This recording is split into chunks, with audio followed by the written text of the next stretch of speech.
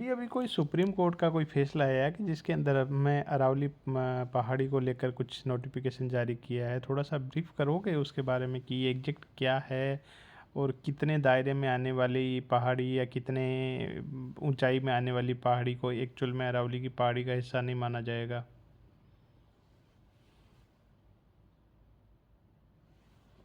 जरूर। अभी ताज़ा ताज़ा सुप्रीम कोर्ट का एक फैसला आया है जो 20 नवंबर 2025 को दिया गया था। इस नए फैसले के मुताबिक अब अरावली पहाड़ियों की परिभाषा को 100 मीटर की ऊंचाई के हिसाब से तय किया गया है।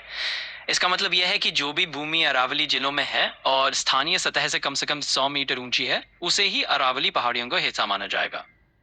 सुप्रीम कोर्ट ने यह भी कहा है कि केंद्र सरकार को एक सस्टेनेबल माइनिंग प्लान बनाना होगा और तब तक नए खनन पट्टे जारी नहीं किए जाएंगे जब तक यह विशेष अध्ययन पूरा नहीं हो जाता। लेकिन इस नए नियम पर पर्यावरणविदों ने चिंता जताई है क्योंकि इससे बहुत सी निचली पहाड़ी श्रेणियां जो पहले सुरक्षित थी, अब शायद इस संरक्षण के दायरे से बाहर हो जाएंगी। इस 100 मीटर के नियम के कारण करीब 90% पुराने अरावली इलाके इस परिभाषा के बाहर हो सकते हैं, जिन्हें अब कानूनी सुरक्षा नहीं मिलेगी। तो कुल मिलाकर यह फैसला अरावली पहाड़ियों के काफी बड़े हिस्से को खनन के लिए खोने वाला है और आगे चलकर इसके पर्यावरणीय प्रभावों पर भी नजर रखनी होगी।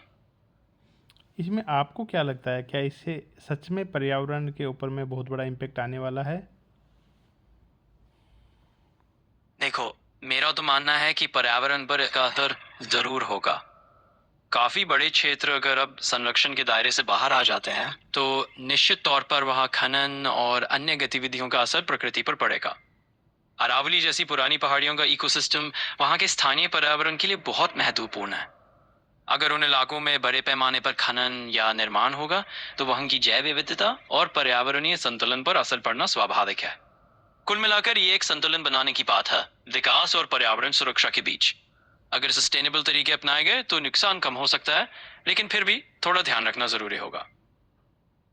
तो आपको क्या लगता है, क्या सुप्रीम कोर्ट का ये फैसला है या फिर ये किसी के पक्ष में सही हो सकता है? और क्या इस फैसले को वापस लेना चाहिए अगर ये सब ठीक नहीं है तो?